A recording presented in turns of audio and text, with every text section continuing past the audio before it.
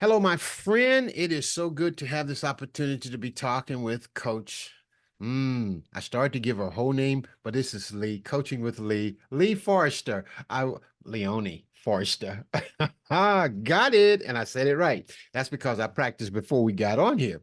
But Coach Lee, it is a pleasure to have this time to talk with you.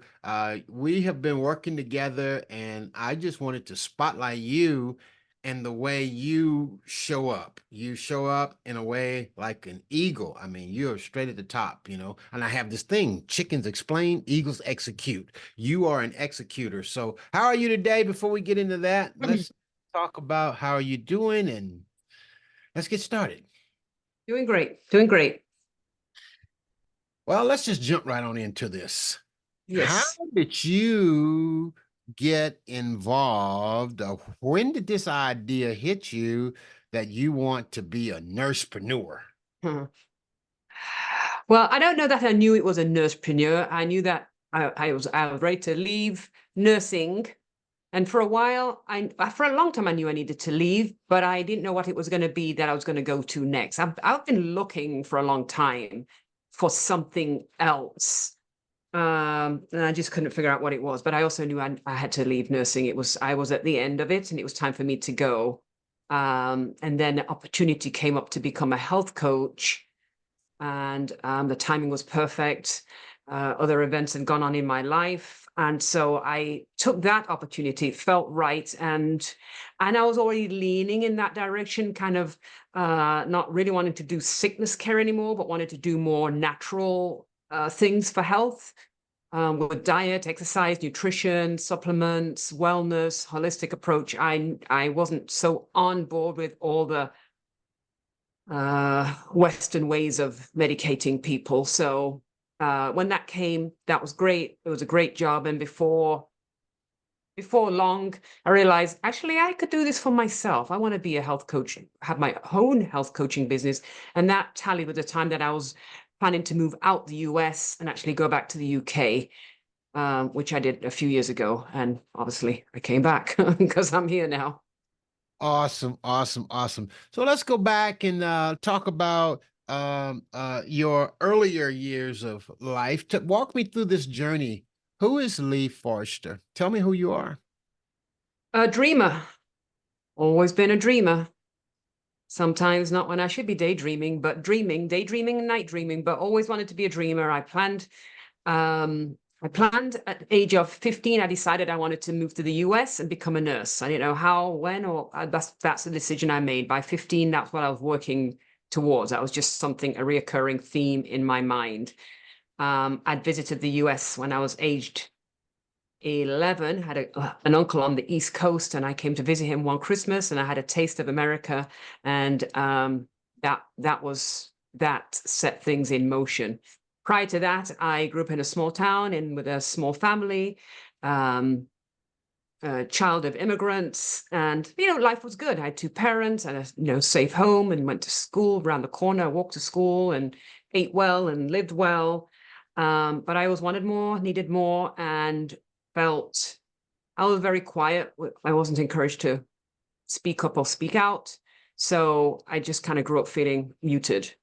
And when I came to America and saw that people were more expressive, and then just one thing led to another, I just knew there was something else. There was more, and I just needed to figure out what the more was. What does it feel like feeling muted?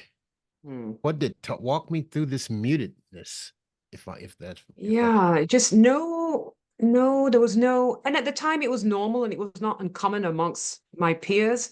And that, so my parents would, especially my mother, it was more of a, I don't know what you call it. I don't know if you call it, what's the opposite of democracy? It's just somebody's in charge who hands out the instructions and you do them. But there was never really a discussion, and there was really there appeared to be no interest in what I thought or felt. Like nobody ever asked me, how do you feel or what do you want? Like ever. That was never a conversation. So I didn't discuss myself with my parents, particularly my mother. And I just thought it was very weird that these people, otherwise known as my parents, would have me in their home as their child. And as a parent, you do know things about your kids that maybe they don't know that you know about them. But I just thought, well, they don't even know me. I'm their child and I live here, but they don't know me. They don't know me. And I think that's strange that you would have a child that you don't know. Mm, mm, mm. Do you think, how did you come into expressing yourself? How did you come to open up and start to speak? Mm. It's been a long haul because that pattern, of course, it got established in those formative years. So you you believe that that's normal after a while, and that's you buy into this introverted mindset, and you go about your life acting that way because you believe that's who you are, when maybe it was just who you are because it served a purpose at one time. And so it took a long time. And here's the thing is that just because a person is quiet or introverted doesn't mean they don't have something to say, but they'll say it in a crowd or a place where they feel safe or secure and are in small settings. And they still express themselves the same way, but not in a big group, not in a place where you might feel like you might be criticized or rebuked or spotlighted. But over time, I've done a lot, I think, of personal growth type things or joined different groups, read a lot, listened to a lot of audio, what have you, and just started to take in some of those thoughts. But still, there's been uh, stages of that. It was not like just one thing. Like I probably wouldn't have been on Facebook 5 years ago. Mm, mm, I was on it because I wanted to see what my family was doing and see the pictures and give it a like, but I would never post anything on there mm, mm, mm. because if you think nobody wants to really know, because that's what you've been feeling for the whole time, for most of your life, then why would you post anything? Nobody wants to know. Have you been able to communicate? Mom and dad still living, still with us? My dad died a few years ago. My mom is here. Um, I've touched on some of those things a little bit, but not much. My mother gets very quiet and a little defensive, and I think she's just uncomfortable with it. And she herself was rather shy and socially awkward and not very comfortable. So yeah, I don't know that she would understand. How have you processed through that? Do you feel you're at a good place? Do you feel you've processed through? Are you still processing? Tell me where you are with that, with that, with that. It's so I listened to something the other day, and this woman touched on it exactly. There was a interview type thing. There was a group people in the audience, and there was a panel. And one woman got up and said something about the way she was raised, and she wasn't happy, and she didn't feel connected with her mother, etc. And the person on the panel, you know, I thought she was going to soothe her. What she said here is, she said, I wrote it down. It was really powerful. She's like, the little girl in you is still mad at your mother. You're not a little girl anymore. You need to grieve what she told. I wrote it down. To grieve that which you did not have then. You need to grieve so that you can proceed to love. But you need to grieve that what you think you should have had. It is gone. Grieve that loss and just basically move on and release that little girl's little pain and grow up basically because you can't go back. How do you feel about that? And do you think you've done that? I thought it was a good point because it is all about the little girl who's still wanting to have whatever it is she thinks that she wants. Um, it is gone and it is over. I think my mother's grown a lot too. She's a different person than she was when I was a child. And now we have a good relationship and a good friendship. And this is not the time of my life or hers to be still kind of mad at her. What happened was happened. I can change the way I feel. Why did she behave the way she did? Probably because she was a little hurt herself from maybe her childhood. And so I think she did with what she knew how to do, but I think she also grew and she's a very different person. And we really didn't connect until We always had a civil relationship, of course, and I knew she cared for me. I used to say, I know my mother loves me, but I don't think she likes me. That's a message I went with in my head. Um, but I think she's grown a lot. And like I was going to say, we really didn't connect until after I had my first child. Mhm, mhm, mhm, mhm, mhm, mhm. And she came out here and she was very attentive and caring to me and the baby. And she showed love in the ways that she knew how to. Mhm, mhm, mhm, mhm. So how did you move forward and become this nurse? So, because become the nurse, I went to nursing school and then moved very shortly after to the US. I called it, I ran away to America, basically, because that's kind of what I did. And I explored nursing in the US. And yeah, it was a big adventure because I moved basically as far away as I could go. Um, I went to the west coast of the US. That was pretty far. They probably wouldn't come find me here. And it was a big adventure. It's something I'd wanted to do for a long time. And I just figured I needed to go while I had the opportunity. If I stayed in England too long, what would happen was what happens to other people, say happens, it's a thing they choose. I would end up getting married, getting a house and getting a car and getting and feeling stuck like I didn't have options. Whereas if I came as a single person by myself, I could do what I wanted. I wasn't having to convince a spouse to come along. And it was just, I heard too many people say, oh, if I wasn't this and if I wasn't that, I would do this. I'm like, well, I'm none of those things. So now's the time for me to go. That's what I'm going Mm, to do. mm. Now, did you marry once you came to the US, or were you married Eventually, in? yes. Okay. Talk to me about that. Yeah, eventually I married and I had a good life, a nice life, and had two children, and life was good. Life was good.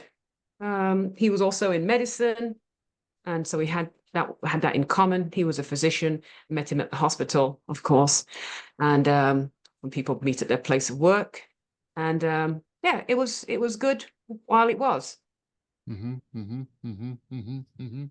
As you look back over your life and after you went through that experience and you understand the hospital and all of those things, what is it about medicine or nursing that has driven you to want to be a coach and to kind of break out of the norm of nursing? Yeah, it has its place. Nurses do an amazing job. It's National Nurses Week this week, in fact. They do an amazing job. We bend over backwards to cater to people and advocate for them. But what I wanted was something more for myself. I wanted more autonomy. I wanted, I, I saw myself over time in a different light. Like, I need more. I want more. Uh, I guess I needed to, not that there's anything, how do I say this? I needed to elevate my own position in life. And I got to where I just didn't see myself there anymore. I didn't want to wear, I didn't want to be part of that community. I saw myself just stepping outside of the mindset of many of my peers. I was seeing life differently. I was seeing opportunities because most of my friends outside of work were not nurses. They were corporate professionals or what have you. So I saw what their lives looked like. And I thought, well, I think I'd rather have what they're having. That looks like more fun. It was just a different mindset, is what it was. It was a different mindset. And I just saw myself eventually looking at myself because eventually, after the kids were school age, I was not even working full time. I was working very part time. So I'd already started to develop a very different life. I didn't feel like I had to work all the hours God send. I wasn't looking for extra hours and double shifts and all of that. I didn't need to. We were very comfortable. I didn't have to do that. And I just then realized there was more. And I liked the moreness. And I like the expansion of the mindset that how you see yourself in terms of I wouldn't say grandness.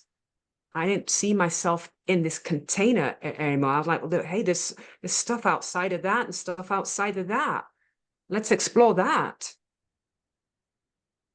When did that epiphany happen? When did you know that you were designed for more? When did you know that you weren't normal? I'm not sure I could confirm that I wasn't normal up until a few years ago. Oh, maybe I knew I wasn't normal, but I wasn't embracing it. But I wasn't accepting it and being okay with it and just letting it be. But the first part of the question was not so much an epiphany, but it started to evolve. It just started to happen bit by bit. And my life outside of nursing was different in some ways to many of the nurses. Um, it's just a way of being and a way of seeing yourself. Firefighters, nurses, teachers, there's uh, there's culture in any kind of job. Mhm. There's a culture to it. Maybe where you eat, where you drink, where you vacation, what you drive. There's a culture. And I saw other cultures in other communities, other things that I found more appealing. And I've also always been that child. I just always saw things a little bit differently than everybody else. I had ideations of things that seemed a little bit grander than what other people were thinking. And you got to be careful who you say that to, because you're like, you're going too far, or that's too much, or you're too. I'm like, yeah, but that's what I see, and I don't know why I should cap myself because you don't see it. Mhm. Mhm. Why coaching? I know you alluded Mm. to it earlier. You talked about it. Why become a coach? What is it about coaching? Yeah, it's kind of it's still a little bit like the nursing, that you're still educating, you're still listening, you're still supporting, it's still nurturing, it still allows for empathy, it's still under the umbrella of caring. And when you have, or you're doing something, or you know a way of doing something, I just naturally want to tell other people about it. It was a great movie, it's a great restaurant. Hey, they have this thing. It's the same thing. I wouldn't want to just have this know stuff and not share it. So it's really just it's like sharing and caring, but under a different capacity. Do you see yourself as a teacher? I wanted to be a teacher when I was a child, but it is teaching. It's educating. I educated in the hospital. I educated families and the patients. I educated new nurses that came because I precepted them because I was more senior and I would teach them. I love the teaching bit. Mm, mm, mm. Interesting, very interesting. All coaches can all coaches can coach. All coaches can teach, but all coaches are not all coach. I forgot how I say that. All coaches are not teachers, but all Right. teachers can coach. Ah, All coaches are not teachers, right. but all teachers can coach. Ah, I think it was someone on a call the other day talking about how they worked with somebody and they were patient. oh, yeah. Very big, very big. Um, Talk to me about your coaching career, your coaching business. You're coaching with Lee. How, if someone was coaching with you, what that experience is going to be like? Yes, it's primarily and has been, with the exception of now being a book publishing coach. Uh, my passion has for a long time been um, health and fitness. And long before I knew I was going to even teach like a boot camp, everybody in the class knew it. I think in a lot of these instances, I've been the last one to know. I remember being in a class, it was a gym class, and it was a boot camp that I've been going to for years. Loved it. It was great. I was always there. And one day, as we're on the floor and we're stretching, winding up the class, and the instructor said that she needed somebody to sub. She's going to be away and we wanted somebody to sub the class. And everybody in that room, everybody in that circle was looking at me. And I was like, why are you all looking at me? I I Was not expecting that. So maybe it's been there and it's been a natural all along, and I just wasn't embracing it. Yeah, I'm thinking it probably have been there. So you have defined yourself, I think I read it somewhere on your bio, as a risk taker, a rule breaker, and a dream maker. Unpack that for me. Hmm. Well, I feel I want to work with people who are ready to do those things, because those are the people that are ready to grow, elevate, change directions, pivot. And nothing's going to really grow in the comfort zone. Hmm. That's just all there is to it. And it doesn't have to be crazy risk. I've done risky things that I didn't even consider were risky at the time. I came to America by myself without a job. I'm a young woman by myself, and I have friends in California. I have no family here. And I figured if it didn't work, then I'll just go home. I mean, I didn't even have a job to come to. I stayed with some people. I applied to do the nursing license. I at the college, I borrowed money to do the nursing to do immigration. I borrowed money to do a semester of nursing at the local university because apparently I was deficient in OBGYN, whatever. But at that college, there was a job fair. I went down to the job fair because I'd never been to a job fair before. Let's go see what this is. There were so many new things. And I met a recruiter for the hospital that I would work at for 20 something years. She said, "You come back. We have a nursing shortage going on right now. When you get your license, you come back." She gave me her number. I called her and I got a job. And there I remained for many years. So I took the chance and it worked out. I thought, worst case, you go home with your tail between your legs because you're a little bit embarrassed that you've come to America and you didn't make it work and you got to go back. And then I would work for many years, eventually get married, have a family. And then when life changed and it was myself and the kids, after they had launched the last one into college, that very summer she went to college, I moved out of California and actually moved out the US and moved to England, leaving my two children in the US in college with no family here. Um, and I get there and I might have lasted 3 months, but I stayed a year to make it look good. And then I moved back again because it wasn't working. And so I was starting again. Because when I moved to the UK a few years ago, I was not necessarily planning to come back. So I got rid of everything except for the personal possessions I took with me on a boat to England, which then I had to put back on a boat, bring them back, and moved into my empty house. But I had roof and running water. Got another one for you. So you're a mover and a shaker, a risk taker, a rule breaker, and a dream maker. So tell me, have you always believed in investing in you, or have you always believed in betting on you? Mm. I don't know if I realized it was betting on myself until maybe in recent years or so.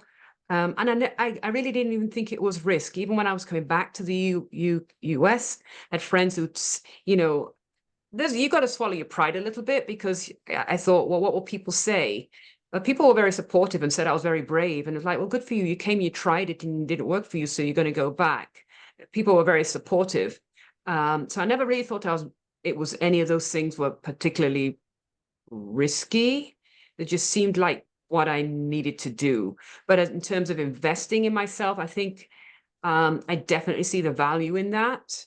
And I think I've been doing that for some time, for many years. Now, I didn't necessarily do what I intended with that investment, but I'm happy to invest, to be honest. I think if you're not getting to where you want to be all by yourself, there's entirely too much help at this point in history for you to be struggling by yourself when there's help available. Because what you don't know, you just don't know. That's all. It's good to know what you don't know. What are you most proud of about your life up to this point? What are you Mm. most proud of? Uh, I think I'm proud that I made the moves that I did in terms of moving to the US and making that decision. I think that was a good decision. Um, even moving back was somewhat of a good decision, although it was very uncomfortable and there were some dark days. But I think it needed to be done. I would say having the relationship that I've had with my children, I knew before I had them that I wanted a different kind of relationship than the one I had with my mother. So I was very intentional about the relationship I have with them. Mhm. That's very important to me. Where are you headed? What do you want? What do you see? What's the dream? Mm, yeah. I see continuing to coach. I see continue to publish and helping other people to publish. I definitely feel like there's a movement, whether it's doing retreats or doing speaking events, with a movement of women that want to know that at any season of their life they can take a risk and make a move and make a change and develop their life and change the script that they are telling themselves and do the thing, because all we have is now, now, now. And there's no then or future. It's now. So what do we want? Like when people are protesting for more pay, what do we want? When do we want it? Yeah. Kind of like that. I just feel like I'm a pump in the priming. I just feel like there's just so much more to attain and have freedom and flexibility to do those things and not be restrained. Not be restrained. That's a big one. That's a big one. Um, as you embrace this season, what motivates you? What's your why? Mm.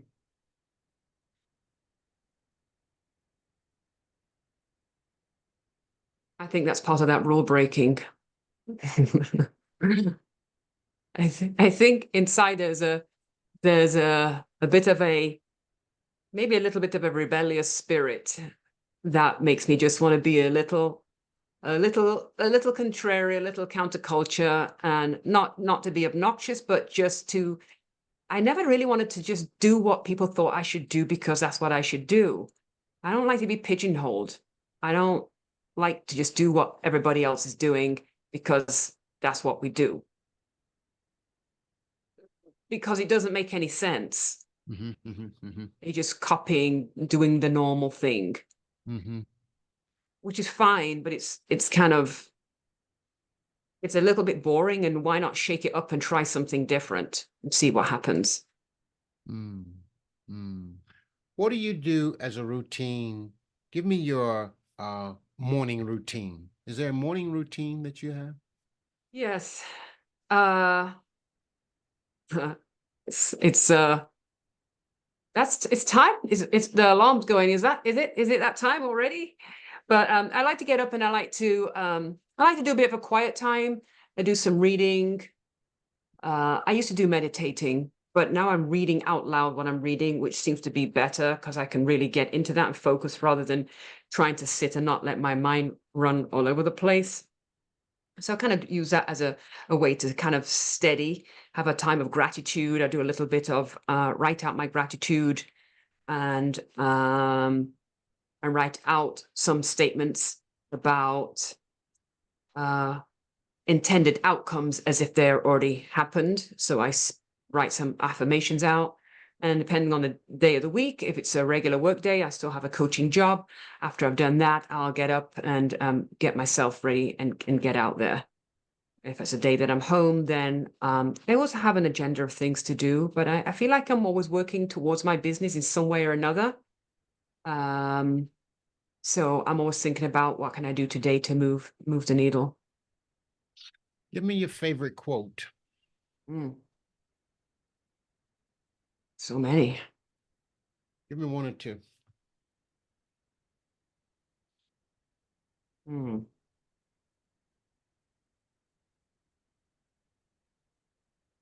that's a good question.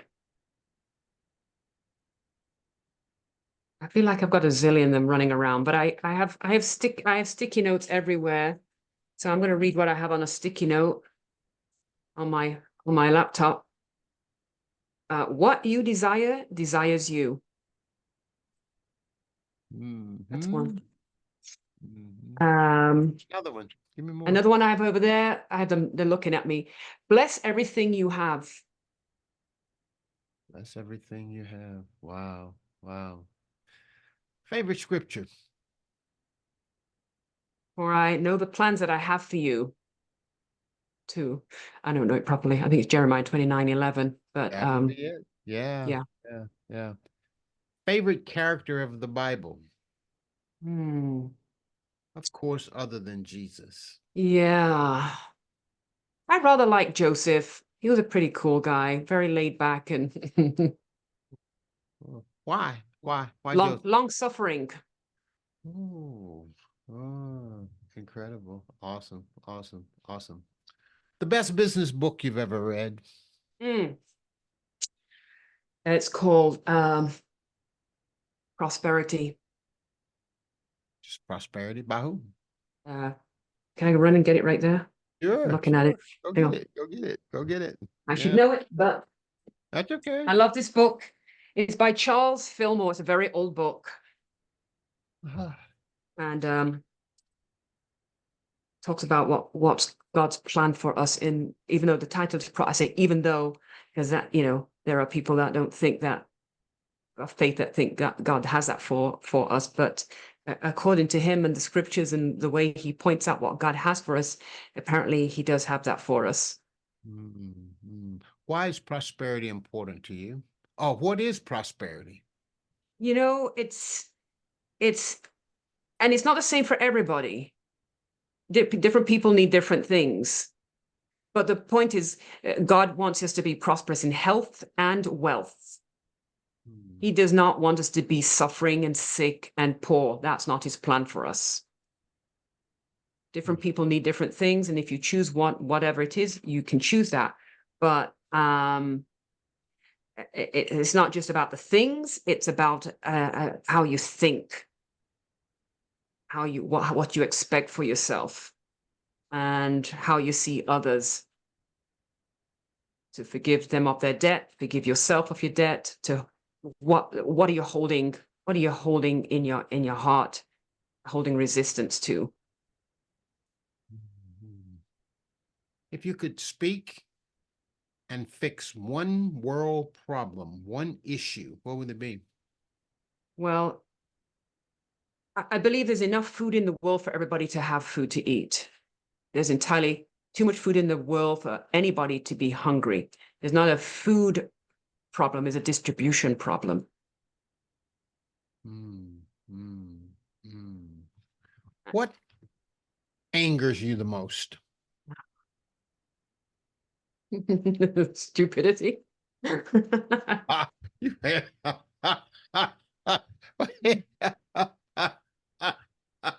well, tell me about it. Explain, expound on that. Well, because we don't think about what we're saying. We just do things by rote. We just mechanically just spill out things, and we're not thinking.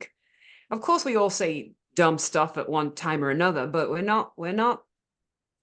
don't think we think. I think we go through. Most of us go through life rather unconscious of uh, our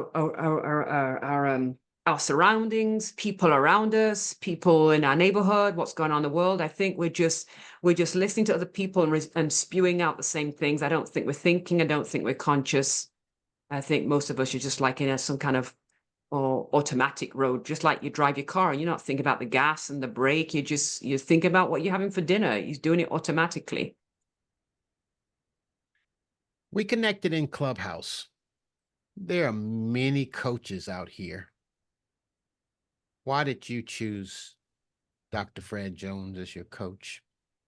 Uh, I think I've been in your room a couple of times before, and I think I've been circling this book writing notion a little bit. I'd been in one or two other rooms. I think one of the things I noticed when I came in your room was that your disposition was professional, both in your profile picture, but the way that you were talking to people, you speaking clearly, which is important to me. And I've been in another book room where the person, I'm sure they're very knowledgeable, but I don't.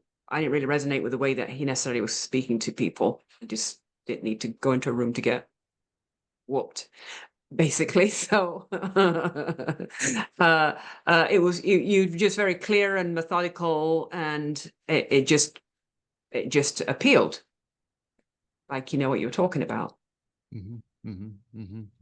You knew, you said in Clubhouse, that's my coach. I'm going to work with you. And you said that before we even had an intake call. What what brought about that level of clarity? Yeah, I think I'm a person that's, I don't know if I'm intuitive, but I can feel, I'm very aware of energy um with people, and so I it wasn't just all me. I think I was listening, and I felt led and guided to take action. Mhm, mhm, Because here's the other thing: if you're asking for something or you're looking for something, and then it's what you believe is presented to you, then you're going to let it pass or and think about it. You ask for this thing, then the thing you ask for is presented, then you should take action. Fast forward a year, we're watching this tape. What would you like to see happen over the next 12 months so that when you look back, you'll say, wow, I'm on the right track? Yeah.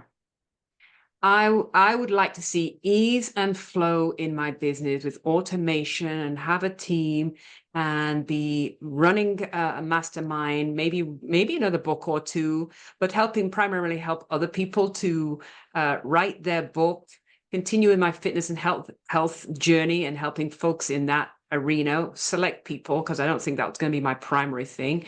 Definitely would like to be having speaking engagements, and I like the idea of retreats for women and just having a health and wealth kind of symposium where they can come and feel restored and learn and leave with something concrete, feeling empowered, and they're on their way to starting something. In fact, they should have started it while they're there. They're not going home to start it. We're going to start it right there together as a group activity. So they've started leaving with something substantial, something tangible, so they're on their way. Their lives are changed. But I would like to see magnificent, explosive growth. Magnificent, explosive growth. How will you quantify it? Yeah. That will be ideally, that would be mean that I am so busy I don't need to be at my job anymore. My life is such that I don't need to be working in my regular job because of all the other things that I'm doing, whether it's, traveling to speak, to write, and my time is required at home, that I have a team, that my income has, I'd like to say I would have doubled or tripled my day job income. Do you believe you can do that? Totally, Totally, totally. totally. I believe it too. So I'm excited for you. And it all starts with our belief. Is that correct? Right. I believe you have the energy to do that. Is there something that I haven't asked you that you would like to share with me? Um, no, and I was looking at no, I filled in the clarity form, and it was good because I wrote down a lot of little things in there. Sometimes it's good to read those things out, to write those things out. In addition to all of the speaking and coaching, I would like to have some merchandise that would be at speaking engagements, books, women like merch, and have those things available. That would be kind of fun. So basically, you want to build out your whole brand. Right. Would you say you are a health and wealth coach? How do you describe or see yourself? I think health and wealth, or health, wealth, and business, but definitely health and wealth. They go together. It makes sense. There's no point in having one without the other. whichever one you really want. You're going to feel much more fulfilled if you have them both. Ah. So I think it just kind of really works to be a health, wealth, and business coach. Right. That word business just kind of always kind of resonates. Hmm. Yeah. Well, Coach Lee, I see so much in you by way of your inspiration, your drive, your motivation, your hunger, and I'm excited to just see what's going to develop and how all this is going to unfold because your DNA is to make it happen. That's in you. That's the way you're wired. And so I'm excited for you. So thank you. Thank you. Thank you. What's it been like since you've been working with me? Give me some feedback. Yeah. It's actually it's inspiring. Um, it's encouraging. It's definitely a learning journey. It's nice to work with somebody who's done the journey, and also you've had your struggles or issues and things, and so you've been there and switched a couple of times, have done different things in your past, and so having some life experience and business experience, and that you still have your hands on the pulse. So it's been very supportive. It's been encouraging. It's been clear, which is important. I don't do very well with random concepts, so I need things that are kind of clear, well planned out, thought out. And I know that when my tire goes off the curb a little bit, I message you, you let me get back on track again. Because there are days that you think you know what you're doing, and then there's days I wake up and like, what am I doing again? Like, just there are days. I want you to take a moment and speak to that woman who's been watching us talk, and she said, "That's me. That's me. I identify with that lady." I want you to speak to that professional, that nurse, that career corporate lady, that lady that knows that there's more, knows that there's something else in her to do. Talk to that lady right now and just encourage her in your Yeah. own words. We have this one life to live. One life to live, and we get to choose how it goes at the end of the day. We really do. We have more choice than we believe that we do. And often a woman doesn't speak up or speak out. She toes the line, keeps the peace, and wants to make everybody happy. Everybody happy, everybody happy. But inside, if you're not really happy or not getting what you want, and it's not like they can't have what they want and you get what you want. You haven't told them what you want. You haven't told your family, your spouse, whoever, you haven't expressed that. And so get clear with what you want, what you really, really want. Like, what you really, really, really want, the stuff you've never even written down or expressed. Mm. Think about what you really want. How is your life? Where do you wake up? Where do you sleep? Where do you eat? What do you dress? Where do you shop? What does your life look like? Where do you vacation? And if you can take away all the things that might have happened, I've had loss. I've had moved out my house. I've got rid of all my furniture. I've moved back in with no furniture. I was hustling and doing side jobs here and there until I got my old job back as a full-time position. I had no health care, and neither did my kids for that matter. And lots and lots and lots of things have happened along the way. I made those changes at a time of life when many women wouldn't roll the dice and take that chance because they think they're too old or it's too late. What if, what if, what if, what if? We don't know what anything is anyway. You don't know 5 minutes from now anyway. So if you think about what you really want and then start to think about what you really want and then start to really think about what you really, really want and start to feel that and start to know what that looks like in your mind, start to see it, because you'll need to see it. Actually, you'll need to believe it before you see it. They say seeing is believing, but really it's believing is seeing. You got to believe it first and then see it. But decide how you want your life to go. I had a pivotal moment in my life when I stood in this very room that I'm in right now, and I looked back on the life of the person that I lost, and I said, they had a very happy life. They did exactly what they wanted. They lived out loud. They did not care. It's not they, it's one person, what anybody thought. And they lived their life on their terms. And I should do the same.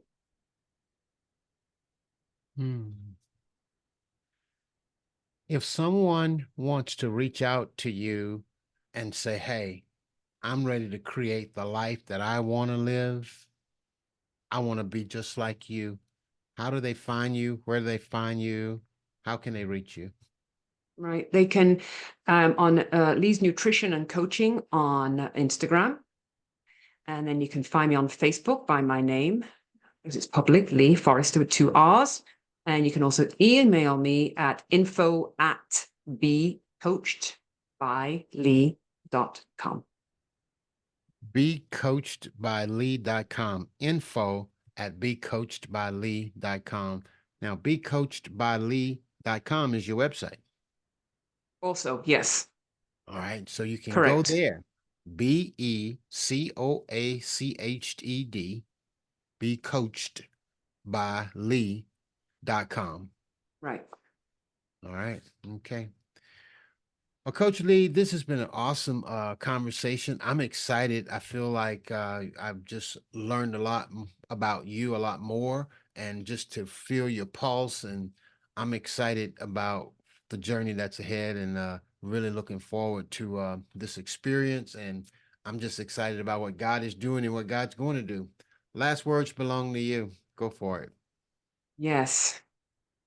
I'm going to say do what you want to do. At the end of the day, do what you really want to do. It's so important. It's not selfish. It's important to do what you want to do. You don't get to do a redo.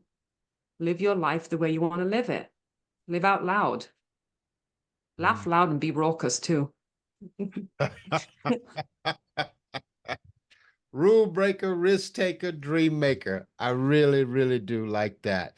The health and wealth coach, Lee Forrester, becoachedbylee.com. Becoachedbylee.com. Reach out, connect with her. You won't regret it. Just make sure you got your parachute and your airplane wings ready, because you're going to fly.